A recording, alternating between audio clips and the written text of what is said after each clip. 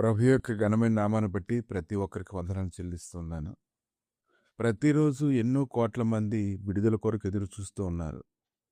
వారికి ఉండేటువంటి పరిస్థితుల్లో నుంచి, బంధకాల్లో నుంచి, బలహీనతల్లో నుంచి, అనేక రకాలుగా పీడించేటువంటి కలవరంలో నుంచి బయటికి రావాలని విడుదల కొరకు ఎంతోమంది ఎదురు చూస్తూ ఉన్నారు.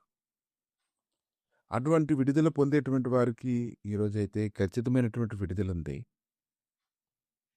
ఎందువలనంటే మలాకీ గ్రంథము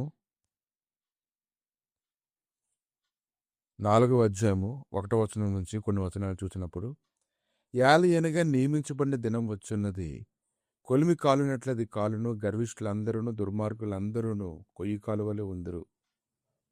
వారిలో ఒకనికి వేరైనను చిగురైనను లేకుండా రాబో దినము అందరినీ కాల్చువేనని సైన్యములకు అధిపతి యెహోవా సెలవిచ్చున్నాడు. అయితే నా నామమందు భయభక్తులు గలవారకు మీకు నీతి సూర్యుడు ఉదయించును, అతని రెక్కలు ఆరోగ్యం కలుగుచేయును. కనుక మీరు బయలుదేరి క్రొవ్విన దూడల గంతులు వేయినట్లు గంతులు వేయుదురు. నేను నియమింపో దినమున దుర్మార్గులు మీ పాదముల కింద ధూళివలె ఉందురు. మీరు వారిని అనగదొరుకుదురని సైన్యములకు అధిపతి యెహోవా సెలవిచ్చున్నాడు. ఇటువంటి విడుదల కలిగించేటువంటి మాట, ఇది నిజమైనటువంటి మాట. ఈ మాట ద్వారా ఎంతోమంది విడుదల పొందడానికి సిద్ధంగా ఉన్నారు. కనుక ఈ ఉదయకాలాన్ని కానీ నీవు ఆలోచన చేసినట్లయితే, ఆయన మాట్లాడుతున్న మాటలను బట్టి అయితే గొప్ప కార్యాలు ఆయన జరిగిస్తూ ఉన్నారు. మత్తయి సువార్త 28వ అధ్యాయం 6వ వచనం. ఈ పునరుత్థాన దినమందు నువ్వు ఎంతగానో సంతోషించాలి. ఆయన ఇక్కడ లేడు, తాను చెప్పినట్లే ఆయన లేచి ఉన్నాడు. రండి ప్రభు పండుకునే స్థలంలో చూద్దామని వారు మాట్లాడుకుంటూ ఉన్నారు. ఆయన మృతుల్లో నుంచి బ్రతికించబడ్డాడని, ఆయన సజీవుడై ఉన్నాడని ప్రకటించబడాలని చెప్తూ ఉన్నారు.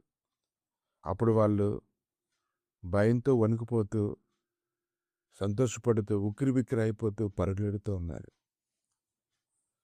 కనుక ఆయన చెప్పినట్లే నీ జీవితంలో జరుగుతుందని నువ్వు ఈ ఉదయకాలానికి నమ్మినట్లయితే నీవు ఆయన హత్తుకొని జీవించు. ఈరోజు ప్రభు మరలా తిరిగి లేవడం ద్వారా, పునరుత్థానుడిగా అతడు తనను తాను కనపరుచుకోవడం ద్వారా అనేక మందికి ఎంతో విశ్వాసం కలిగింది. ఒక వ్యక్తి చనిపోయి మరలా జన్మించాడు అంటే అది సామాన్యమైనటువంటి విషయం అయితే కాదు. ఆయన మరలా తిరిగి లేచాడు అని అంటే మరలా మనల్ని జీవింపజేయడానికి, మృతతుల్యమైనటువంటి ప్రతి పరిస్థితి సజీవంగా మహిమకరంగా మారేలా చేయడానికి ఆయన తిరిగి లేచాడు. ఆయన పునరుత్థానమయ్యాడు. సమాధి దగ్గర ఎన్నో సంగతులు జరిగాయి. ఇంకా చాలామందికి స్త్రీలు కనబట్టాడు. అమ్మాయి మార్గంలో ఉన్నటువంటి వారిని బలపరిచాడు. ప్రతి స్థలంలో కూడా ఆయన గొప్ప కృపను కుమ్మరింపజేయడాన్ని మనం చూస్తూ ఉన్నాం. కనుక ఈ ఉదయకాలాన్ని ఆయన లేఖనాలు ధ్యానిస్తూ ఉన్నప్పుడు మరలా నిన్ను బలపరిచి మృతతుల్యమైనటువంటి నీ ప్రతి పరిస్థితిని సజీవంగా చేయడానికి ఆయన శక్తిమంతుడే ఉన్నాడు. ఈ ఉదయకాలాన్ని ఈ లేఖనాలు కానీ నువ్వు ధ్యానించినట్లయితే ఖచ్చితంగా నీకు విడుదల ఉంది. ఆయన నామంలో భయభక్తులు అయినటువంటి వారందరికీ నీతి సూర్యుడు ఉదయిస్తాడు. అతని రెక్కలు ఆరోగ్యం కలుగు చేస్తాయి.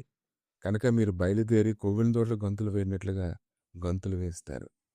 ఈ ప్రశస్తమైనటువంటి ఈ దినము ప్రతిరోజు కూడా నీ జీవితంలో ఉందని ప్రభు మాట్లాడుతూ ఉన్నారు. ప్రభు ఈ ఉదయకాలాన్ని తండ్రి నీ లేఖనాలు వింటుండగా విడుదల నీలోనే ఉంది దేవా, నీకే స్తోత్రం నాయన. మీరు చెప్పినట్లే